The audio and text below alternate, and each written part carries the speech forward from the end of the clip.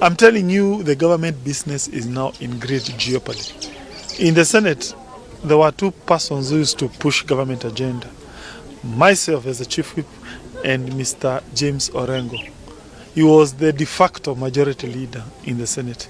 Now me, I was chased away. Now clearly now Orengo is gone. The handshake is over. Don't be cheated. It will not be repaired going forward. Now that means the government agenda now stalls.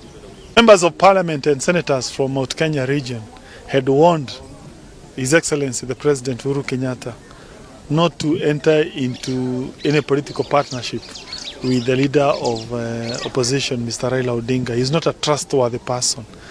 They refused. In fact, the government started fighting Ruto supporters. We were de-whipped from our political positions.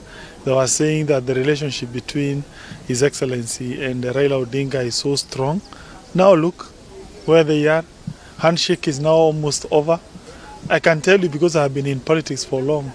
Whenever a small ingredient of mistrust enters into a political relationship, it can never be repaired. So handshake is now officially over. But now, the very fact we stuck with William Ruto, we knew he's a dependable person. We knew he's the only person who does not complain. If we had dared, followed handshake and fought Ruto, now we would be an isolated region. Mount Kenya would be isolated. But God is good. Mount Kenya politicians were wise to stick with our Ruto.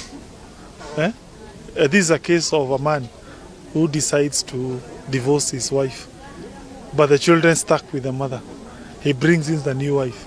Then the new wife decides now, after eating everything, decides now to divorce the father. Us, he's still our dad. We welcome him back home. But we are happy that we have been vindicated when we said that it's only Ruto who has stood with President Uhuru Kenyatta since the year 2002, 2013, 2017. We can never trust Raila Amolo Odinga. It's only 3 years and now the relationship is now over. Imagine.